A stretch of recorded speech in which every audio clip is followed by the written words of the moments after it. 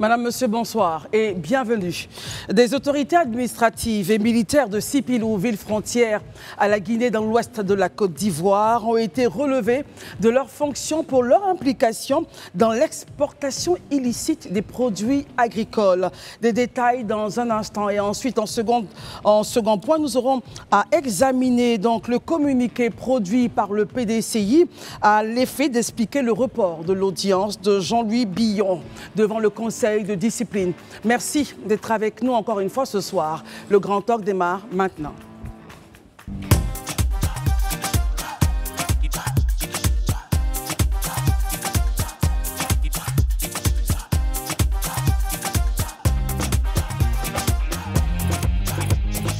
C'est toujours avec un plaisir renouvelé que nous vous retrouvons chaque soir. Madame, Monsieur, bonsoir et merci de nous suivre sur ce canal, sur Live TV et sur nos différents canaux digitaux. Nos amis sont encore là ce soir pour analyser l'actualité qui leur est présentée. Barry, bonsoir, docteur Barry. Bonsoir Christelle, bonsoir chers amis, bonsoir chez vous.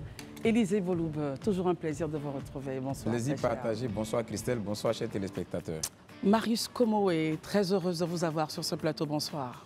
Eh bien, nous sommes également heureux d'être toujours à ce poste. Bonsoir à vous, bonsoir à tous et à toutes.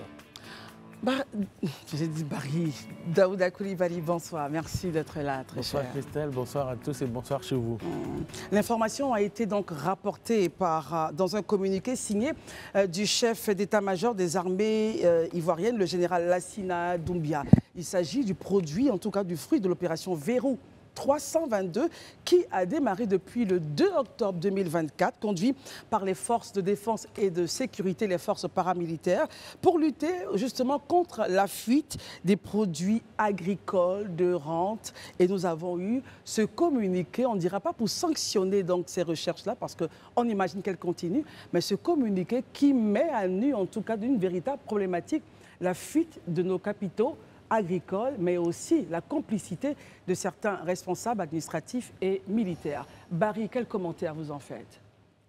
Déjà, il faut saluer les décisions prises par les autorités. Il a été évoqué dans le communiqué une opération militaire et paramilitaire, Verrou 322, qui a permis d'identifier un certain nombre de failles et d'appliquer des sanctions administratives à un certain nombre de personnalités, dont le commissaire de police, le chef des détachements des forces armées de Côte d'Ivoire, le commandant de la brigade de gendarmerie et le chef du bureau des douanes. Ils ont été relevés de leurs fonctions, ainsi que le préfet que j'avais oublié. De Sipilou, en précis. De Sipilou, voilà. Sipilou, c'est pratiquement à la frontière avec la Guinée. Oui. En plus, c'est une ville que je connais bien. Élysée ne me dira pas le contraire. D'accord. Voilà, donc sur le sujet, oui. on note que le communiqué est de l'état-major général des armées. Voilà, c'est ce qui m'interpelle un peu parce que vu qu'il y a, parmi les personnes interpellées, il y a un douanier. Un préfet également. Il y a le préfet. Le préfet, il relève du ministère de l'Intérieur. Et le douanier relève du ministère de l'Économie et des Finances. Là, le communiqué est de l'état-major, mais je me dis que comme c'est une opération mixte, parce que c'est mentionné dans le premier libellé que c'est les paramilitaires et les militaires qui ont mené l'opération, donc c'est une opération coordonnée. Mais là où j'insisterai, après les sanctions administratives, il faut des sanctions sur le plan pénal, parce que c'est inconcevable que des autorités administratives qui doivent servir d'exemple puissent s'adonner à des pratiques qui frôlent entre griffes la criminalité. Mais vous lisez bien, Barry, avec moi, le 3e paragraphe du communiqué signé du CEMA. Justement, c'est annoncé, mais je veux dire qu'on attend les actions concrètes. Et il faut communiquer là-dessus parce que les responsables publics doivent servir d'exemple aux populations à la base. Si un responsable public subit une sanction, ça va être une mesure de dissuasion pour ses collègues qui s'adonneraient à ces pratiques, mais c'est aussi une dissuasion pour les citoyens lambda qui voudraient s'adonner à ce genre de pratiques-là. Très bien, mais déjà, regardons un peu le fruit de l'opération Verrou 322 qui a quand même produit voilà, cette découverte-là. J'ai débuté mon propos par saluer l'opération et féliciter les forces de défense et de sécurité. Mais je dis qu'il faut Aller Parce plus que loin. le problème, c'est le suivi des décisions qui sont prises. Il faut suivre et il faut communiquer pour que les Ivoiriens puissent être informés de la suite. Très bien. Daouda, votre commentaire justement sur ce communiqué. Et puis, in fine, cette fraude, cette sortie massive justement de nos produits agricoles vers certains pays voisins, Daouda. Bon, déjà, je pense qu'on a le communiqué qui est affiché devant nous tous. Je pense que tout le monde le voit à la maison. Déjà, ce communiqué appelle, de ma part, en fait, il y a comme une forme, il y a une double analyse, en fait. Allez-y. Parce que la première chose, c'est que ça démontre, ça met en lumière un dysfonctionnement, en fait, institutionnel qui menace, d'un premier temps, comme vous l'avez dit, l'économie nationale, et d'un deuxième temps, l'autorité de l'État. Comment cela, Daouda? Je m'explique. Je vais commencer par l'impact économique d'abord. Parce que l'exportation en fait, illicite des produits agricoles de rente représente une perte financière colossale pour la Côte d'Ivoire. Et la première des choses, c'est que c'est la perte fiscale. Quand les produits sortent comme ça de façon illégale, ça échappe à la douane. Il n'y a pas de taxes sur ces produits-là. Et ces taxes, vous le savez tous, ce sont ces taxes-là qui permettent en fait aujourd'hui de financer tout ce qui est infrastructure, de financer tout ce qui est éducation et de financer tout ce qui est santé. Est-ce qu'on a un chiffre, justement, Daouda? Le temps de revenir peut-être sur vos propos après. Non, je n'ai pas de chiffre voilà. dans la tête actuellement. L'impact au niveau, c'est que quand, imaginez-vous, les personnes qui ont été citées, le préfet, des militaires, comment on appelle ça, des douaniers, des gendarmes, quand la complicité de responsables administratifs et militaires sont en fait épinglés dans ce genre d'affaires-là, cela reflète en fait une défaillance grave du contrôle et de la gouvernance territoriale. Et lorsque les représentants de l'État qui sont censés faire régner l'ordre et la justice, eux-mêmes, ce sont eux qui sont les premiers pris dans cette affaire-là, j'avoue qu'il y a de quoi véritablement à désespérer. C'est pourquoi, dans le communiqué que j'ai vu que le chef d'état-major a pris une sanction administrative. Oui. Comme il a dit au 3e paragraphe que les enquêtes se poursuivent pour démanteler le réseau, je souhaite que, si possible, qu'il y ait un autre communiqué, parce que la sanction ne peut pas seulement rester administrative. Quand on sait que c'est une manne financière, c'est un manque à gagner que l'État de Côte d'Ivoire est en train de perdre. Donc il faut que la sanction aussi soit pénale, pour que ces personnes-là puissent répondre de leurs actes devant la justice, parce qu'ils sont aussi justiciables que nous tous. La dernière chose sur laquelle j'aimerais m'attarder, c'est que, regardons Sipilou, c'est à l'ouest du pays. Bien sûr. Quand on sait que la région de l'ouest est une zone qui est véritablement sensible, mais quand cette manne financière sort du cadre même de l'État de Côte d'Ivoire, finalement, est-ce que ce n'est pas un frein au développement de la région? Après, nous sommes les mêmes à venir nous asseoir. Non, il n'y a pas de route ici, il n'y a pas d'hôpital ici, il n'y a pas d'école ici. Mais si vous volez l'argent de l'État, c'est pour cette raison que j'en appelle à... En fait, c'est un appel que je lance au gouvernement, à l'État central. Il faut que ces personnes soient condamnées et qu'ils servent d'exemple. Très bien. Marius Komoé, justement, ce n'est pas la première fois que nous parlons de sorties frauduleuses des produits agricoles ivoiriens. Pourquoi est-ce que le phénomène tend à perdurer? Et à combien, justement, le cacao est vendu, par exemple, en Guinée? Puisque nous sommes dans le cas précis de Sipilou, pour bien comprendre. Alors, et on fera le distinguo avec la Côte d'Ivoire et pourquoi. Barry le disait tantôt, Sipilou, c'est une ville cosmopolite, c'est un département dans la région du Tompi et à la lisière qui fait frontière à la Guinée et plus précisément à la première ville de Guinée est à environ 108-110 km. C'est ça. Nzé Kokore est à environ 108-110 km de Sipilou. Et donc, il est tout à fait indiqué. Quand on regarde le coût de la tonne, le coût du prix du cacao sur le marché mondial et sa répercussion au niveau de la Guinée, il va sans dire qu'en Guinée, aujourd'hui, le prix du cacao se négocie au kilo, se négocie entre 3 500 et 4 000 francs CFA. En Côte d'Ivoire? En Côte d'Ivoire, nous continuons de l'acheter à 1 500 francs à nos paysans. Bon, ce qui s'est passé hier, vous le disiez tantôt... 1800. Pardon, à 1800. Et prix le plus élevé. Le plus élevé voilà, au niveau national, à 1800, pardon.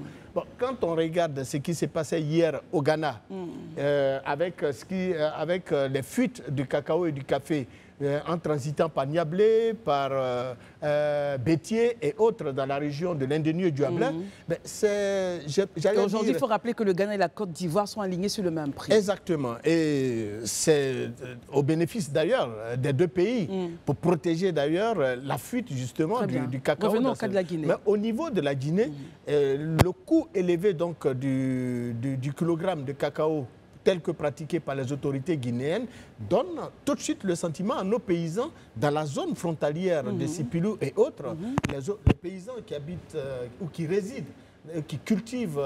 dans cette zone-là, on va dire. Dans cette zone, visent plutôt la vente de leurs produits dans ces zones. Tenez-vous bien, c'est quand même 800 000 tonnes, 8500 tonnes de cacao qui ont transité en décembre 2024 dans cette zone, 2023, dans cette zone. Et tout récemment, en 2024, en octobre plus précisément, en 2024, on a saisi 33 camions, pour ne pas dire...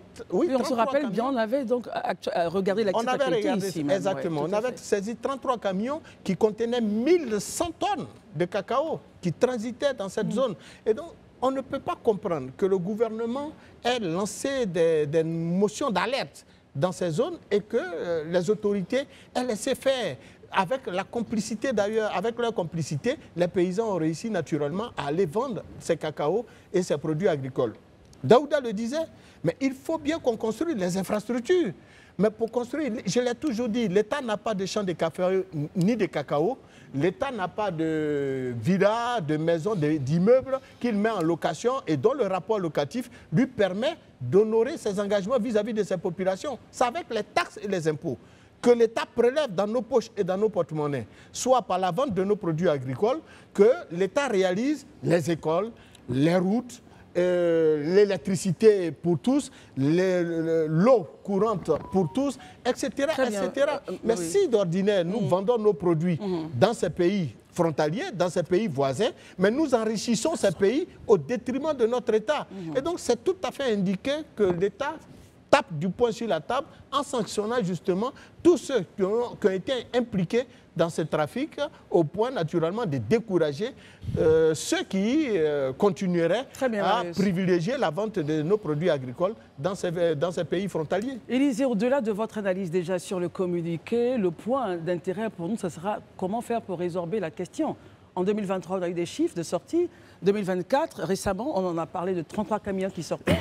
Nous sommes en janvier 2025, on en parle encore. Est-ce que vous pensez que la décision prise justement par le SEMA, le communiqué produit, le fait de relever de leurs fonctions ces différents fonctionnaires-là, pourra arriver à éteindre le phénomène? Non, je pense déjà que le fait de prendre ces sanctions, ça s'explique sur le plan administratif. Je pense que c'est logique que de telles sanctions soient prises. Et je salue en tout cas toutes ces autorités-là, à commencer par les autorités, le SEMA et certainement toutes ces autorités, les hiérarchies de ces différentes personnes sanctionnées. Là, je félicite leur action.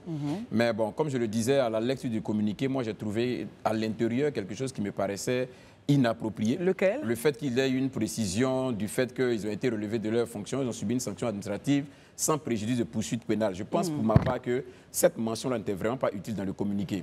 Oui, ce n'était pas utile dans le communiqué en ce sens que la logique aurait voulu non seulement qu'après la sanction administrative, on puisse aller à la sanction judiciaire et pénale. Pour la simple et unique raison que l'État a l'obligation d'être cohérent envers lui-même.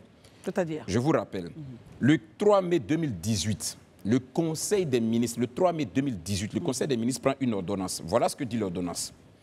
Une ordonnance contre la fuite des produits agricoles qui prévoit jusqu'à 10 ans d'emprisonnement et une amende de 50 millions de francs CFA à l'encontre des contrevenants, de toute personne qui d'une manière ou d'une autre participe à la fuite des produits de rente, agricoles de rente, est soumise à ces sanctions-là. Donc, mettre une telle mention dans le communiqué, je trouve que ce n'était pas nécessaire.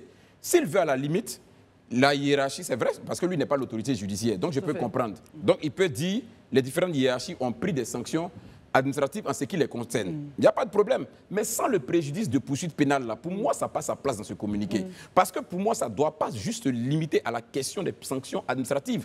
Il faut que l'État soit cohérent envers lui-même. Cette décision prise, cette ordonnance prise en 2018, elle n'a pas été prise juste pour la forme, elle a été prise pour être appliquée. Donc il faut qu'on l'applique. On a dit ceux qui participent, qui s'adonnent à ces trafics-là, doivent subir la rigueur de la loi. ils encourent une peine d'emprisonnement d'environ 10 ans et puis 50 millions d'amendes. Mais il faut qu'ils le payent. Il faut que ces lois qu'on prenne là, elles puissent une bonne fois pour toutes s'appliquer. Donc, pour moi, il aurait dû s'arrêter juste à la question, les différentes hiérarchies ont pris leurs responsabilités en sanctionnant administrativement les coupables. OK, mais la mention sans préjudice là, c'était pas... Vraiment, excuse-moi, mais ça ne regardait pas vraiment le SEMA. Voilà, ça ne regardait vraiment pas le SEMA.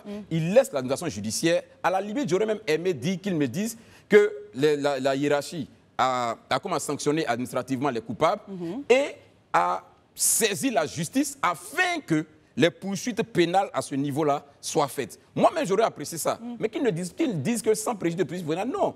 Je suis désolé, mais ça n'a vraiment pas sa place dans le communiqué. Et comme je le dis, au-delà de la sanction administrative, il faut que la sanction pénale suive, parce que je dis et je répète, je pense qu'avant moi, certains l'ont dit, on ne peut pas s'accommoder de ces préjudices-là qui font perdre à l'État des milliards de francs CFA chaque année, au vu aussi des gens.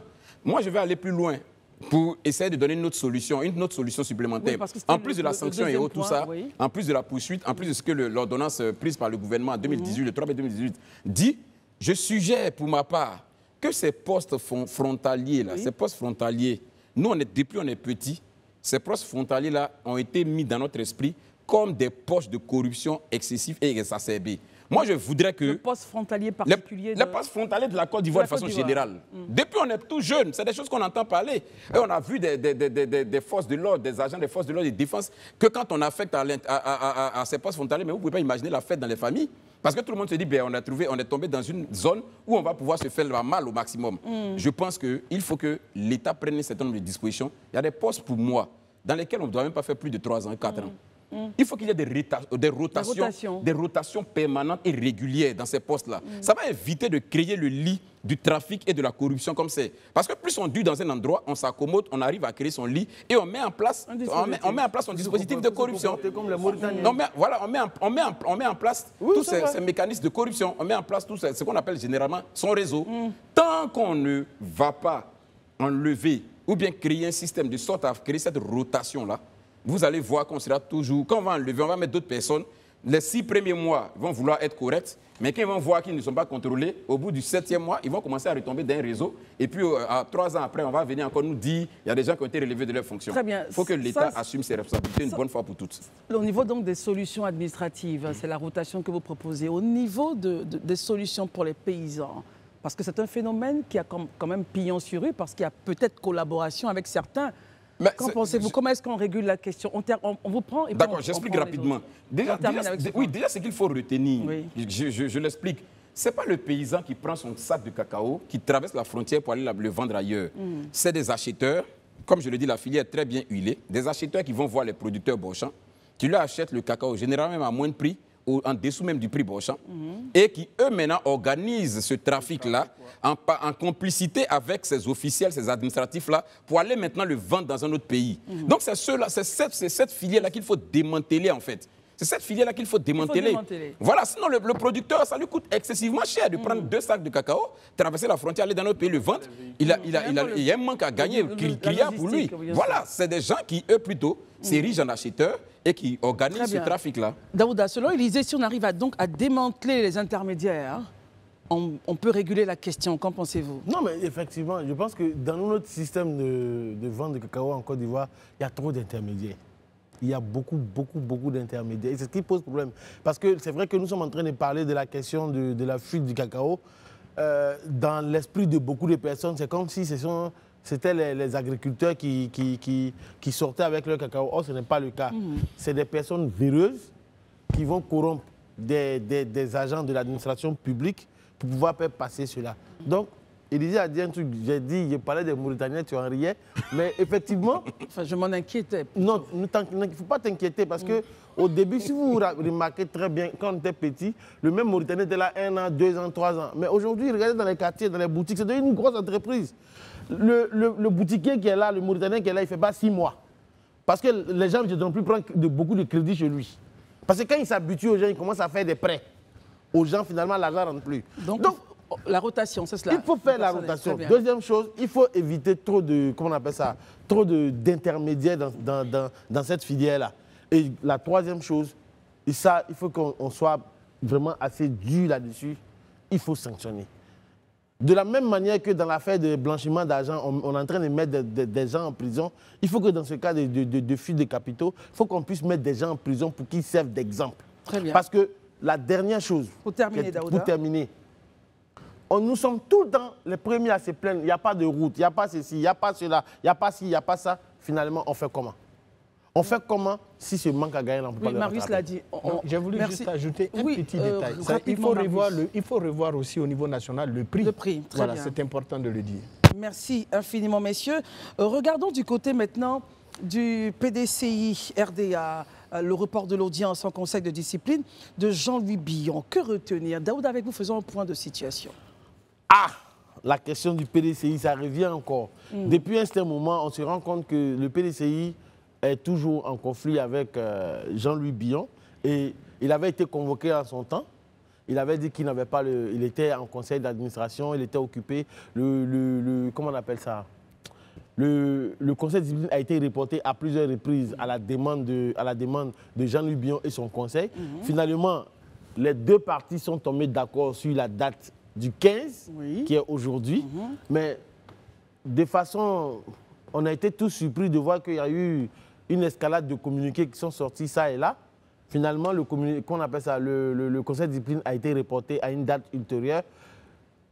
Selon le communiqué, paraît-il qu'il y allait avoir des troubles à l'ordre public. Mais quand je finis de dire cela, pour moi, pour donner mon avis sur la question, je me dis que cela démontre une chose, c'est que j'ai comme l'impression qu'au PDCI, certaines personnes ont négligé Jean-Louis Billon. C'est-à-dire? Quand je dis négligé, c'est-à-dire que quand on écoutait le verbatim de tous les cadres du PDCI et de Tidiane Thiam, on tendait à dire à chaque fois que Jean-Louis Billon ne pesait pas, il n'y avait personne derrière lui, tout et tout. Or, aujourd'hui, pour sa convocation au conseil de discipline, on a vu dans la presse locale ou même sur les réseaux sociaux qu'il y a une mobilisation de militants qui s'apprêtaient à aller l'accompagner. Pour répondre donc devant le conseil de discipline. Finalement, pour ça, ça a été reporté. Pour ça. Voilà.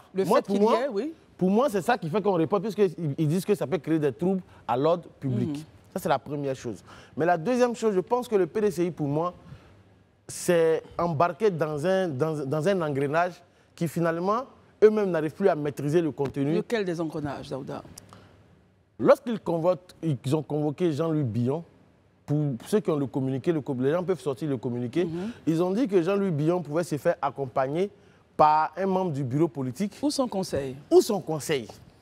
Finalement, son conseil, il a suivi le conseil du conseil de discipline. Il allait voir son conseil. Son conseil a pris connaissance du dossier et finalement a commencé à demander au conseil de discipline du PDCI de sortir le code de procédure en la matière. Code de procédure qui n'est jamais venu. Ça, c'est la première des choses. Deuxième des choses, on a poussé le bouchon loin, assez loin. Finalement, comment on appelle ça? Le secrétariat exécutif qui s'immisce dans l'affaire, finalement, on n'arrive plus à comprendre grand-chose dans l'histoire. Au total, votre commentaire maintenant? Mon commentaire pour moi, c'est que j'étais le seul sur ce plateau qui disait à chaque fois que le PDCI n'avait jamais été aussi proche du pouvoir. Vous vous moquez de moi à chaque fois, sur ce coup-là, on en riait. Mais aujourd'hui, quand je regarde ces bisbilles au sein du PDCI, j'avoue qu'il y a de quoi à désespérer. Parce qu'on est à pratiquement 9 mois d'une élection présidentielle. Le président Tidiane Thiam, aujourd'hui, tout porte à croire qu'il n'a pas toute la maîtrise de son parti. Pour quelqu'un qui veut diriger un État, il faut pouvoir déjà maîtriser dans ta propre maison. Si tu ne maîtrises pas ta propre maison, ce n'est pas un pays comme la Côte d'Ivoire, des Ivoiriens qui sont assez difficiles à gérer, que tu vas pouvoir gérer. Marius, comment est-ce que vous avez le même regard que Daouda? Selon lui, le président Tidiane Thiam et son équipe ne maîtriseraient pas en ce moment ce qui se passe? Non, en partie dans la mesure où, rappelez-vous, le 23 décembre 2024, le conseil de discipline du PDCI-RDA adressait un courrier à M. Jean-Louis Billon, le convoquant, et il a rappelé Daouda devant le conseil de discipline pour des faits qui lui étaient reprochés. À cet effet, et je ne voudrais pas faire l'histoire, M. Jean-Louis Billon s'est prêté donc volontiers à répondre justement à la convocation du Conseil des disciplines. On a vu les différents échanges de courriers entre les deux, entre l'individu, le cadre du parti. Daouda a rappelé ce contexte-là. Oui, bien sûr, mais je le dis parce que ce qui va suivre va en étroite adéquation avec ma pensée. Et donc, à partir du moment où l'individu se met à disposition avec son conseil et réclame un certain nombre de documents, nous sommes tous des procéduriers. Nous dirigeons des organisations de la société civile et un parti politique, fut-il une organisation politique, reste tout d'abord et principalement une association. Et donc, dans une association, on convoque un cadre, il demande des papiers pour pouvoir répondre. On lui fixe une date de répondre à la convocation du 8 au 15 janvier 2025. Oui. Il choisit le 15 janvier 2025. Il est à l'étranger, paraît-il. Il quitte l'étranger, il débarque à Abidjan. On prend un communiqué. Là où le secrétariat exécutif... On produit un communiqué, Marius, soyez élégant. On produit un communiqué, autant pour moi. Sur ce plateau, je l'ai dit, il n'était pas nécessaire de conduire ce monsieur, de le convoquer devant un conseil de discipline. Il était plutôt indiqué de le convoquer devant le conseil des sages. C'était ça la véritable procédure. En le convoquant devant le conseil de discipline, on créait déjà un quiproquo.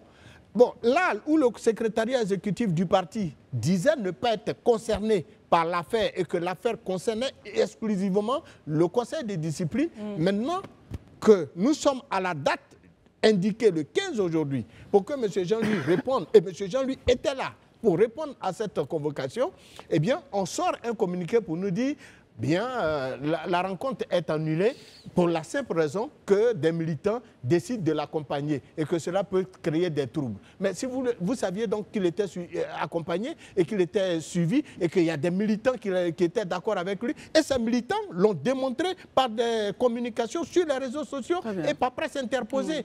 Il faut régler la question Billon de façon tranquille, saine, peut-être même par la diplomatie souterraine, de sorte à éviter de nous donner l'assentiment que le PDCI n'est pas encore prêt à diriger ce pays sous la présidence de M. Tidiane Thiam. Barry, votre commentaire justement.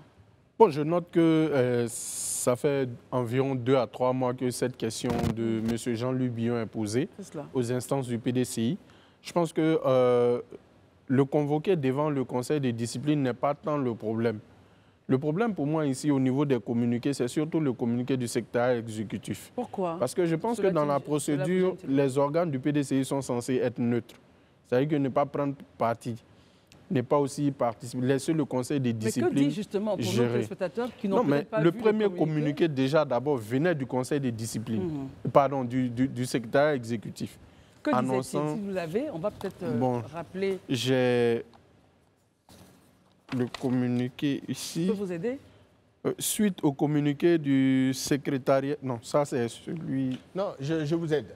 Allez-y. Nous lisons sur les réseaux sociaux qu'un rassemblement est en cours d'organisation visant à accompagner M. Jean-Louis Billon à l'occasion de son audition devant le conseil de discipline du parti, prévu pour ce mercredi 15 janvier 2025. La haute direction du parti tient à préciser que la convocation des militants du PDCI-RDA devant le conseil de discipline participe du fonctionnement normal du parti. Par conséquent, elle ne nécessite pas une organisation particulière, encore moins une quelconque mobilisation de partisans. La haute direction du PDCI-RDA invite les uns et les autres à la retenue et tient au respect de l'ordre et à la discipline qui caractérise le parti. Après ça, le parti, le même jour d'aujourd'hui... C'est signé de qui, Marius, comment il se communique? C'est signé par Dr Emou Sylvestre, le secrétaire exécutif en chef. Le même 15 d'aujourd'hui, le même secrétariat exécutif produit un deuxième communiqué pour dire que, pour objet le report de l'audition du mercredi 15 janvier. Et que dit le communiqué? En raison de l'écho suscité par votre convocation devant le conseil de discipline pour votre audition et les nombreux messages de menaces circulant sur les réseaux sociaux, au regard des informations concordantes faisant état de l'imminence de troubles à l'ordre public, et dans un souci de préserver et d'assurer la sécurité au sein du siège du parti à Cocody, nous sommes au regret de vous informer que pour des raisons de force majeure, totalement indépendantes de notre volonté, la session du Conseil de discipline prévue ce mercredi 15 janvier 2025 est consacrée à votre audition est reportée à une date ultérieure. Ce communiqué est signé par, du docteur Marie-Ange Aka Adjo, pour le compte du Conseil de discipline de l'ordre du Bélier, la secrétaire générale. Alors Barry, donc on a les deux communiqués. Pourquoi est-ce que vous ne voulez pas que le secrétariat exécutif s'invite dans l'affaire? Non, je pense le droit d'appeler au calme. Je ne dirais pas qu'ils n'ont pas le droit, mais vous savez, en politique, il y a la question de l'opportunité. L'opportunité de la prise de parole, l'opportunité de la prise de la décision. Je pense qu'en ce sens-là, pour moi, le seul communiqué du Conseil de discipline aurait suffi, puisque c'est l'organe qui est cité, c'est eux qui doivent recevoir M. Jean-Louis Billon. Et il a même répondu, justement. Justement, il a répondu. Et après, le secrétaire exécutif a produit un autre communiqué sur lequel on ne va pas revenir. Mais je veux dire que on est dans un contexte électoral. En octobre, il y a la présidentielle. Le PDCI-RDA est un grand parti qui envisage compétir pour les élections présidentielles. Toutes les actions qui pourraient être en griffe des autogols, c'est-à-dire que mettre en difficulté le parti, à mon sens, les uns et les autres devaient prendre les intérêts supérieurs du parti, organiser la convention et désigner... Vous, ce sera le nœud du problème, l'organisation de la convention. Tout tourne autour de la convention. M. Billon n'a jamais caché sa volonté d'être candidat. Et il l'avait dit même du temps du président Bédié avant de se rétracter. Le président Tidjane Thiam a été élu par le Congrès. Et on sait qu'à la suite du Congrès, il y a eu une recommandation, on disait que le candidat du parti serait le candidat à la présidentielle. Tout tourne autour de la volonté d'être le cheval de bataille du parti. Donc, à partir de ce moment-là, c'est une question électorale. Et c'est la convention qui peut régler le problème. Donc, pourquoi ne pas, au lieu de convoquer M. Billon devant le Conseil des disciplines, pourquoi ne pas mettre en œuvre l'organisation de la convention, désigner le candidat du parti? Là, tout le monde est tranquille. Qui réglerait la question. Qui réglerait la question. Parce que si le problème de la convention n'est pas réglé, vous allez tourner en rond, mais ça...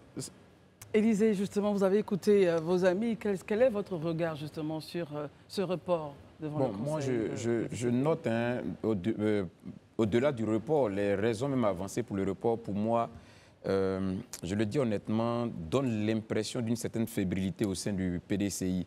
Mais n'ont-ils pas raison de dire si les militants, si les partisans de Billon arrivent, cela peut-être pourrait mettre à mal la paix sociale? Non, il y a trouble à l'ordre public quand il y a opposition. Logiquement, j'estime qu'on a un conseil de discipline qui est censé recevoir M. Billon. Oui. M. Billon vient avec des partisans, mais on est dans un état de droit. On est dans un état quand même qui est, je vais dire, qui est structuré. Organisé. Voilà, quand on sent une menace, vous-même et moi, quand on sent une menace chez nous à domicile, on sait qui saisit pour pouvoir nous sécuriser. Pourquoi donc on ne s'adresse pas à la puissance publique pour qu'on puisse mettre en place un dispositif de sécurité qui permet à M. Billon d'arriver comme on veut qu'il arrive, c'est-à-dire avec ses conseils et qu'on l'entende. Mais quand on reporte, aujourd'hui, je pense qu'il faut, à mon avis, ce n'est pas l'avantage du PDCI, tous ces reports.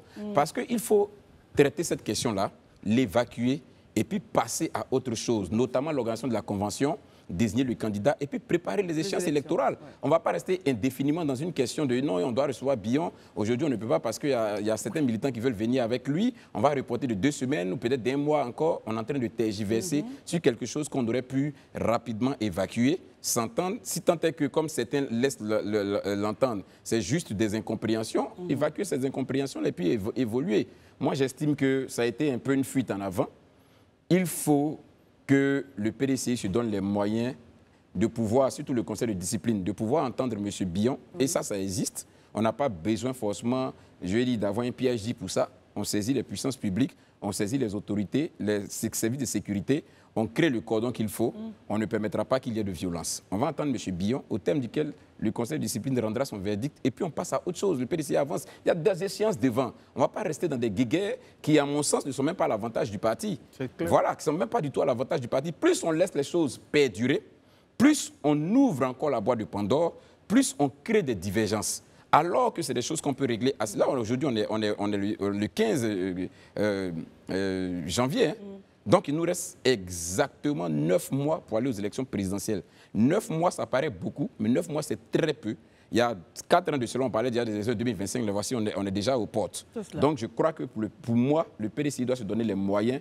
Et puis aussi, comme il dit que c'est comme il le prétend, et je pense avec eux, que c'est vraiment le cas, c'est un parti démocratique, qu'on laisse les organes indépendants gérer leur situation. C'est le conseil de discipline qui convoque monsieur. Vous parlez là du communiqué du conseil... c'est ce que je dis, c'est le conseil de discipline qui convoque. Voilà, monsieur Billon, le conseil de discipline prend le lead sur la question. Le secrétaire exécutif, je pense pour ma part, doit se tenir à l'écart de cette situation. Lui, il est dans l'opérationnel, dans la gestion du parti, qu'il œuvre à ça, surtout que le parti a beaucoup de chantiers sur lesquels il doit travailler en prélude aux élections. Qu'il se consacre à ça, qu'il s'enlève dans ce processus-là. Le conseil, quand il aura fini d'entendre M. Billon, qu'il aura donné son verdict, on passera à autre. Le parti, il est quand même l'un des responsables premiers du parti. Non, mais il est le responsable premier du parti, mais ce n'est pas lui. Il ne peut pas parler dans cette affaire. Non, mais il ne peut pas parler dans la mesure où on vous parle du conseil de discipline qui veut entendre M. Billon. Qui convoque M. Billon? C'est M. Emou? C'est le secrétaire général qui convoque M. Billon devant le conseil? Est-ce que c'est le secrétaire général, pardon, le secrétaire exécutif du PDCI qui convoque M. Billon devant le conseil de discipline? Ce n'est pas le secrétaire exécutif du PDCI. Donc, le secrétaire exécutif du PDCI ne peut pas prendre parti ou ne peut pas s'engager parce qu'il n'est pas partie prenante dans l'histoire. Se met à l'écart, le conseil de discipline reçoit M. Billon, on évacue cette question-là et puis le PDCI se met en ordre de bataille pour préparer sa convention et les joutes électorales prochaines. Daouda, pour terminer sur le sujet, est-ce que vous pensez que cet épisode-là montre que la scission est très profonde au niveau du PDCI? Bon, pour moi, cet épisode-là, c'est que ça démontre. Il a parlé de fébrilité. Et je pense que c'est le mot que je vais utiliser. Il y a comme une forme de fébrilité. Pourquoi il y aurait la fébrilité, justement? Parce que, allons-y, disons les choses simplement. Nous avons reçu M. Soumaïla Brenoumi, ici, que j'appelle affectueusement mon oncle. Mais on lui a posé la question. L'article 91 des statuts et règlements du PDCI est clair en la matière. Il y a 5 types de sanctions dans les statuts et règlements. La première sanction, c'est l'avertissement, le blâme, la suspension, l'exclusion temporaire ou l'exclusion définitive. Mais quand il s'agit des 2 premières sanctions, l'article 92 dit, pour l'avertissement et le blâme, que c'est le bureau de la section sous l'égide du secrétariat exécutif. C'est là qu'on prend cette décision. Mais Billon a été convoqué où? Directement par le conseil de discipline. Même si mon oncle Brandibou nous a dit ici que c'est pour lui donner des conseils, mais excusez-moi, que ce soit à l'école, que ce soit n'importe où, un conseil de discipline n'est pas là pour donner des conseils, il est là pour te sanctionner. Or, la sanction qu'on a l'impression de voir, c'est comme si on veut sanctionner M. Billon. Donc, du coup, cette sanction-là va l'empêcher forcément de ne pas être candidat à la convention. Moi, je pense qu'en toute sincérité, que le président Tidiane Thiam, président du PDCI RDA, franchement, de 2 choses d'une. Soit ils vont s'asseoir avec le comité des sages, ils discutent clairement avec Billon pour trouver, ils vont un ticket contre le RAGP, ou bien soit ils font une convention, celui qui a perdu soutient celui qui a gagné.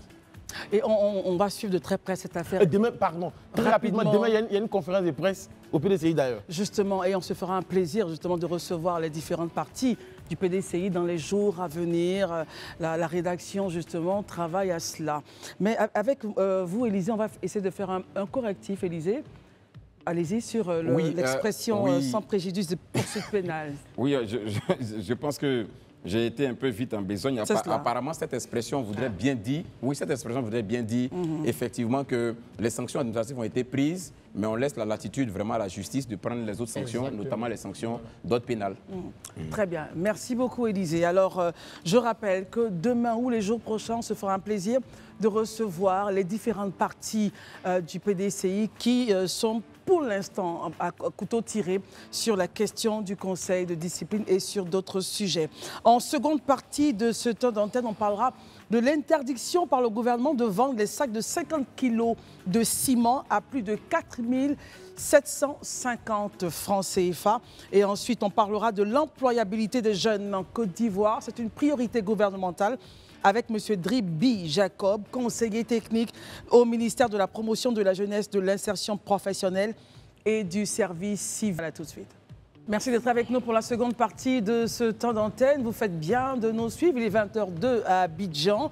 Nous continuons donc à parler avec nos amis qui sont toujours avec nous. Élisée, Dr Barry, Marius Komoé et Daouda Coulibaly. Notre premier point, cette seconde partie, s'articulera autour de cette interdiction de vendre les sacs de ciment de plus de 50 kilos à plus de 4 750. Et pourquoi? Simplement parce qu'en quelques jours, on a constaté donc une flambée flambé de 70 à 80%. Et pour stopper donc la flambée des prix, le ministère du Commerce et de l'Industrie a fixé le prix minimal sur l'ensemble du territoire. Marius Komo, essayons avec vous de comprendre cette mesure salutaire pour les populations. Oui, évidemment. C'est justement, comme vous l'avez dit, une mesure très salutaire. Au-delà du ciment, l'État a poussé évidemment son champ d'action jusqu'au sucre, qui également connaît une baisse eu égard au Ramadan, la fête de Ramadan qui approche. Et je veux dire la pénitence musulmane qui approche. Mais pour le cas du ciment particulièrement, la volonté des organisations de consommateurs était d'amener l'État justement à permettre à ce que les populations aujourd'hui puissent elles-mêmes disposer de moyens nécessaires pour se bâtir leur maison, vu que dans le cadre justement des logements sociaux, on a connu des hauts et des bas. Et donc, en permettant aux populations d'avoir accès à un coût moindre, à un coût assez réduit du ciment, ça permettrait de décongestionner le pouvoir, permettez-moi l'expression, le pouvoir d'achat du consommateur, de sorte que l'État, en prenant la décision aux côtés du ministère du Commerce et de l'Industrie, en prenant la décision aux côtés du ministère de l'Économie, des Finances et du Budget, a réduit de 7 000 francs, le prix du ciment à la tonne au niveau national. Donc l'État, à un moment donné, prend une partie et le consommateur ou les populations également gèrent une partie. Exactement, tout à fait. Évidemment, désormais, le prix du ciment en fonction des zones, des régions, parce que si vous êtes à Abidjan, et puisque les usines de fabrication sont à Abidjan, vous ne payez pas le coût du transport. Mais si un transporteur, un grossiste prend le piment à l'usine pour aller par exemple à l'intérieur du pays, il ne peut pas dépasser une marge de 2 000 francs sur le prix à la tonne tel que pratiqué en ce moment. Au total, 4 750 francs CFA est donc le prix homologué sur l'ensemble du territoire, quelles que soient les contingences de transport et autres. Exactement. Daouda. En dehors des contingences de transport. Très bien. Daouda, votre regard là-dessus? Non, pour moi, c'est une très bonne mesure du gouvernement. Cela, déjà, va contribuer à protéger le pouvoir d'achat du citoyen. Et ça contribue, en fait, à lutter contre la question de la vie chère en Côte d'Ivoire. C'est vrai que certains diront on ne mange pas ciment, on ne consomme pas cela, mais une chose est certaine, quand on sait qu'aujourd'hui, pourquoi est-ce que le coût qu'on appelle ça, du loyer à Abidjan explose? Mais parce que les matériaux de construction sont chers. Et le ciment Bien que le gouvernement est régulé sur la question. Voilà. Le ciment est le principal, comment on appelle ça, actif dans tout cela. Donc si le prix baisse, forcément, ça aura un impact sur, comment on appelle ça, la chaîne de valeur de tout cela, en fait. Et moi, j'avoue que je suis véritablement content de cette situation. Oui, Marius, petit commentaire avant d'Élysée. Au-delà donc du prix obtenu à la baisse, nous sommes en train de poursuivre les efforts avec le gouvernement de sorte à ce que toutes les sociétés, les organisations de consommateurs, nous sommes en train de changer encore avec le gouvernement de sorte à ce que toutes les sociétés de cimenterie en Côte d'Ivoire qui mettent sur le marché de la consommation ivoirienne du ciment pour les populations ivoiriennes soient justement contrôlées avec des produits de cimenterie répondant aux normes nationales. Parce que je vous informe que le ciment fait partie justement des produits dont les normes sont rendues d'application obligatoire. Et à la matière, Codinorme doit pouvoir jouer un rôle de sorte à assurer les populations que le ciment qui est mis sur le marché national répond totalement aux normes pour nous éviter les écroulements d'immeubles que nous constatons et qui sont également du fait de la mauvaise qualité de certaines ciments. Merci pour cette précision importante. Élysée, justement, quel est votre commentaire sur la question du ciment? S'il y a réduction, comme l'indique Marius Komo, qui est très au fait de la question des consommateurs, c'est notre président à tous ici, hein, après le statut de chroniqueur. Nous tous, en tant que consommateurs, c'est notre président. Donc, si lui s'est satisfait, je suppose que c'est en échangeant avec les pouvoirs publics qui sont parvenus à cette mesure. C'est déjà une bonne chose de savoir qu'il y a une diminution. 7 000 quand même, ce n'est pas négligeable sur une tonne. Je crois que c'est une mesure à saluer. Peut-être que ce que je vais demander à Marius, de poursuivre encore les échanges avec d'autres secteurs, notamment le secteur du pétrole et puis certains autres secteurs où quand même on voit que sur le marché international, le prix quand même a la tendance baissière. Si ça peut aussi avoir des répercussions, des impacts et qu'on puisse aussi communiquer dessus, c'est important. Parce que très souvent, tout le monde fustige quand il y a des augmentations, mais souvent aussi quand il y a des baisses comme ça, on n'en parle pas assez et puis on ne voit pas trop l'effort qui est fait. Donc peut-être qu'il faut aussi que certains produits voilà, soient dans le panier des échanges pour que nous aussi on puisse le sentir. C'est à ce prix-là qu'on pourra lui accorder peut-être un 5e mandat éventuellement. Oh, non. C'est une doléance. Barry, votre commentaire justement. Écoutez, il faut saluer l'initiative qui a été prise par les deux ministres que M. Komoué a cité, le ministre Diarra Souba et puis le ministre Adama Coulibaly. Mais généralement, le problème au niveau de ces prises de décision, les ministres prennent les décisions. C'est sur le suivi sur le terrain qui pose problème. C'était la prochaine question à Marius Komoué, justement. Maintenant, là où le problème se pose, parce que moi j'ai une petite expérience, voilà, je suis issu d'une famille de commerçants, donc je sais un peu comment ça se passe. Oui, dites-nous. C'est au niveau des semi-grossistes qu'il y a le problème. Semi-grossistes, c'est-à-dire? Oui, parce que dans le système, il y a le grossiste qui va acheter au niveau de l'usine, il vient, il y a des semi-grossistes qui prennent avec lui et il y a les détaillants. Donc les détaillants, généralement, ce sont les lésés. C'est-à-dire que tu peux aller voir un semi-grossiste, le gouvernement a fixé un prix, lui décide de te vendre au prix que tu veux. Toi, tu dois au prix que lui veut plutôt. Toi, tu dois faire ton commerce pour pouvoir nourrir ta famille. Donc, tu es coincé.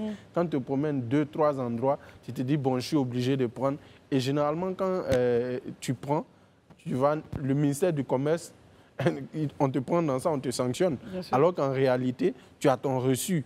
Mais généralement aussi, le reçu, ce n'est pas une facture normalisée. Parce que le semi-grossiste, il te refuse la facture normalisée qui pourrait te permettre d'avoir un justificatif vis-à-vis des autorités du ministère qui viennent te contrôler. Donc c'est un peu compliqué, mais je pense que le président des consommateurs est là. Il faut continuer à travailler de telle sorte que l'impact des décisions des ministères puisse toucher le système jusqu'au plus bas des acteurs intervenants. Et justement, Marius, c'était là mon second point d'intervention avec vous. Comment vérifier justement que tout le dispositif répondra à la volonté du gouvernement ivoirien de pouvoir aller à cette régulation maximale?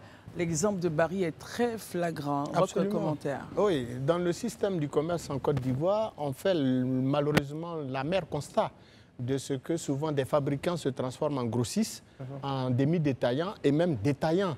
Voilà, l'État n'ignore pas ce principe et donc c'est d'ailleurs les raisons pour lesquelles vous avez une direction générale du commerce intérieur dirigée par M. Kwanzaa Aimé. Tout à fait. Et on a mis en place aujourd'hui un cadre d'échange qui permet aujourd'hui aux associations de consommateurs d'être une veille du marché de la consommation, de sorte à remonter auprès donc, de la Direction générale du commerce intérieur, dont dépend, de laquelle dépend justement la direction de la métrologie, du contrôle qualité et de la répression des fraudes, dirigée par notre ami Yapi Georges, pour pouvoir sanctionner tous les opérateurs véreux qui ne respecteraient pas les règles du commerce établies au niveau national. Je suis à Odiéné, par exemple, Marius Komoué. Je suis à Odiéné ou à Tabou ou à Sipilou ou à Tanda, Dabou. Je suis dans ces endroits-là, dans toutes les villes de Côte d'Ivoire. Et je me rends compte que le prix fixé par le gouvernement n'est pas appliqué. Quel est mon recours? Votre recours, c'est la direction régionale, régionale ou la direction départementale en fonction, si c'est du ministère du Commerce. Si c'est un département, c'est la direction départementale du commerce qui est naturellement outillée à être saisie. Si c'est la direction régionale, s'il y a une direction régionale, par exemple pour les régions, c'est bien évidemment, les populations doivent saisir les agents assermentés du ministère du Commerce qui sont au sein de cette direction départementale et cette direction régionale du commerce pour assurer la répression de tout opérateur véreux qui ne respecterait pas les consignes de l'État en termes de diminution du prix du ciment au niveau national. Merci beaucoup Marius pour ces précisions importantes. Regardons maintenant du côté de l'employabilité des jeunes en Côte d'Ivoire et nous vous l'annoncions à l'entame de cette seconde partie que nous recevions M. Dribi Jacob, conseiller technique au ministère de la Promotion de la Jeunesse et de l'Insertion professionnelle et du service civique, qui vient maintenant sur ce plateau parler d'employabilité des jeunes en Côte d'Ivoire, une priorité gouvernementale. Avec lui, on essaiera donc de regarder les différentes actions du gouvernement afin de résorber le chômage des jeunes en Côte d'Ivoire. Merci de nous suivre. Bonsoir, Monsieur Dribi. Bonsoir, madame. Merci d'être avec nous ce soir. C'est moi. Quelles sont les actions phares du gouvernement pour résorber justement le chômage des jeunes en Côte d'Ivoire? Alors, merci. Laissez-moi déjà vous traduire notre gratitude pour l'opportunité que vous offrez au ministère de la Promotion de la Jeunesse afin de vous faire ce relais-là auprès de la population ivoirienne en général et des jeunes en particulier, donc sur tout ce qui est déployé par le gouvernement à son profit. Aujourd'hui, nous sommes dans le cadre du programme Jeunes du gouvernement, qui est un programme triennal lancé par le président de la République et dont le ministère en charge de la promotion de la jeunesse a le lead. Et c'est dans ce cadre-là que, justement, en collaboration avec le ministère de la Culture et de la Francophonie, nous avons lancé une initiative dénommée FinCulture. Je pense que c'est dans ce cadre-là que je suis là ce soir. Bien. Voilà, pour vous en donner la quintessence. Donc, au travers FinCulture, on aura donc toutes les actions de ce plan qui vise à employer les jeunes de Côte d'Ivoire. Élisée, commençons avec vous pour la question. Je pense qu'il faut que peut-être on présente ce projet FinCulture parce que selon les informations de notre possession, c'est une enveloppe d'environ 1 milliard que le gouvernement dégage pour les acteurs du secteur de la culture, des arts et tout ça. C'est de ça qu'il s'agit? Exactement. C'est cette initiative que, au risque de me répéter, conduite conjointement avec le ministère de la Culture et de la Francophonie. Cette enveloppe d'1 milliard de francs CFA mise à disposition des jeunes, des acteurs, des jeunes des acteurs du secteur des arts et de la culture, des industries culturelles et créatives. Donc, c'est de cette initiative-là que nous parlons. Et c'est une enveloppe destinée donc à offrir des prêts, des niveaux de prêts qui varient entre 1 et 20 millions de francs CFA, donc à chacun des acteurs pour développer son activité. Pas à chacun des acteurs, il y a un critère quand même. Parce que c'est à chacun des acteurs, moi je me reconnais comme, comment on appelle ça, créateur, hein, comme artiste. Est-ce que je peux, sur cette base-là, déjà bénéficier aussi de ce prêt? C'était là mon point d'intervention. Quel est le véritable profil de celui qui peut bénéficier de ces fonds? Oui, bien entendu, nous sommes au ministère de la Promotion de la Jeunesse. Donc, il y a déjà, premièrement, un critère d'âge. Et ensuite, un critère d'activité. L'âge, on est jeune en Côte d'Ivoire, de quel âge à quel âge? Oui, globalement, l'ensemble de nos, en fonction donc, des programmes, l'âge varie de 14 à 40 ans. Mais spécialement dans le cadre de cette initiative, les bénéficiaires doivent être âgés de 18 à 55 ans. 18 à 55 ans, pour ce projet-ci. Pour ce projet-ci. Et les tranches de financement, comme je l'ai dit, vont d'1 million à 20 millions de francs CFA. Cette initiative concerne aussi bien des acteurs qui sont déjà en activité et qui justifient de 2 années d'expérience que de ceux qui sont au début, donc à l'étape de création. Voilà, ceux qui sont déjà en activité doivent pouvoir justifier d'un registre de commerce et d'une DFE, parce que justement, nous voulons les accompagner pour sortir de l'informel en vue de les professionnaliser. Barry. Monsieur le conseiller, justement, par rapport, vous avez dit que c'est un prêt que vous faites aux acteurs concernés. Généralement, les questions que les gens se posent, c'est sur les taux d'intérêt par rapport au remboursement. Quel est le taux d'intérêt pour quelqu'un qui souscrit à ce projet-là? Est-ce qu'il y en a déjà même? Oui, bien entendu. Le taux d'intérêt, c'est avec quoi la banque, l'institution de financement qui vous accompagne, se rémunère. Mais avec l'appui donc de nos 2 ministres respectifs, Madame le ministre de la Culture et de la Francophonie et Monsieur le ministre de la Promotion de la Jeunesse, nous avons obtenu de notre partenaire donc, un taux bonifié qui est de 8%. Et les prêts qui sont consentis sont étalés sur une durée de 36 mois avec possibilité donc d'une période dérogatoire en fonction donc, de la nature de l'activité. Très bien. Moi, ce que je veux savoir, c'est comment ça va se passer. Parce que je sais que pour ce qui concerne l'emploi jeune, on va dans un guichet emploi, on soumissionne, tout et tout. Mais pour les gens de l'art, est-ce qu'au niveau de l'emploi jeune, il y a des gens qui sont sachants? Au niveau du guichet, est-ce qu'il y a des gens qui sont sachants de ce domaine-là? Donc, je veux savoir le modus operandi, en fait, de tout ça pour bénéficier du financement. Alors, pas comment ça va se passer, comment ça se passe. Parce que, comment ça se passe, parce qu'il y a déjà des bénéficiaires qui, depuis le 7 janvier dernier, ont empoché près de 144 leur millions. chèque, oui. Et donc, il y a un mode opératoire, bien entendu, en 5 étapes principales. Donc, à l'inscription, qui est la porte d'entrée, nous avons la plateforme technologique de l'Agence Emploi Jeune. Donc, en ligne, ceux qui sont intéressés vont sur la plateforme de l'Agence Emploi Jeune, soumissionner un projet. Donc, il y a une interface qui va s'ouvrir, soumettre un projet. Et à l'intérieur, puisque nous avons plusieurs programmes d'entrepreneuriat, il y a l'initiative FinCulture, donc l'onglet sur lequel vous allez cliquer. Et en fonction, donc, quand vous allez cliquer, il y a un certain nombre d'informations qui est lié à votre identité, mais aussi à la nature de l'activité et aux caractéristiques que vous devez renseigner. Et à la fin, donc, une fois l'inscription est faite, on passe à l'étape de l'analyse. On a une analyse technique et financière. L'analyse technique, c'est au regard de l'éligibilité, donc au regard des critères d'âge, du secteur d'activité, parce que justement, souvent, on reçoit des dossiers qui n'ont rien à voir avec donc, le secteur. Et après l'analyse, une fois que le projet passe, le dossier passe cette étape, le promoteur est invité à venir défendre son projet devant un comité. Donc c'est le comité, c'est l'étape de la certification. Donc c'est un panel d'experts, y compris nous-mêmes. Et donc c'est un pitch au cours duquel des questions sont posées pour voir l'appropriation de l'activité, du projet.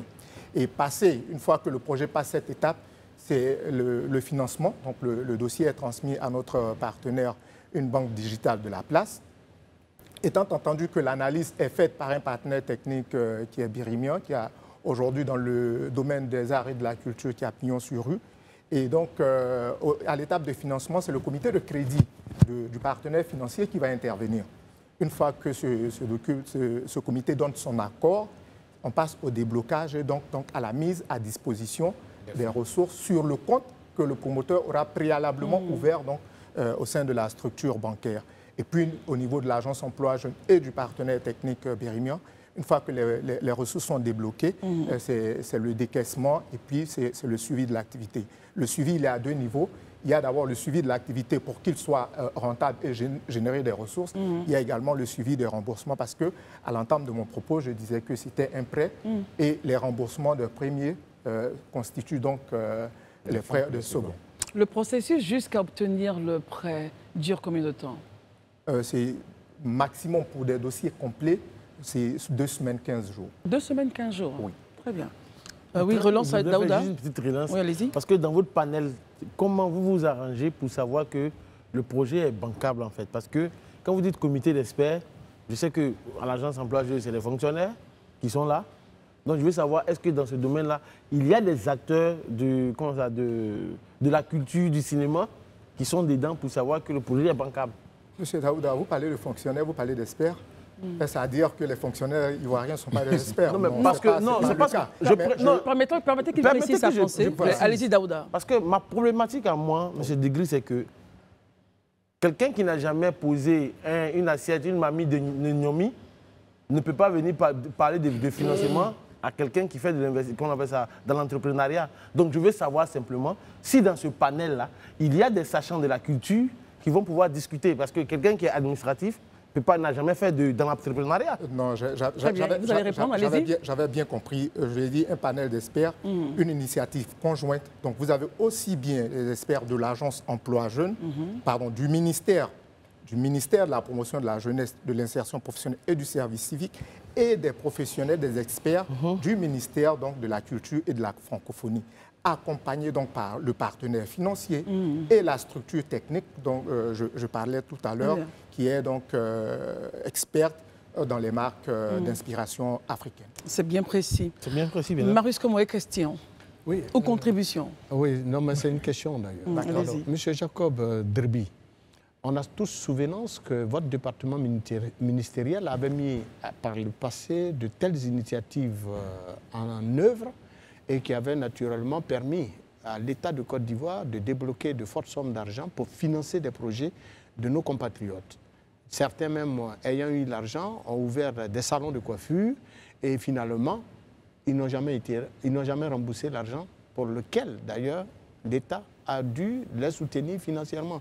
Avec ce taux de projet, Daouda le disait, en dehors du suivi et évaluation dont vous parlez, quels sont les autres mécanismes que vous comptez mettre en place pour pouvoir naturellement permettre à tous ceux qui vont emprunter cet argent pour leur initiative de les rembourser si tel est que l'argent découle des caisses de l'État et donc de la poche et des porte-monnaies des Ivoiriens à travers les taxes et leurs impôts.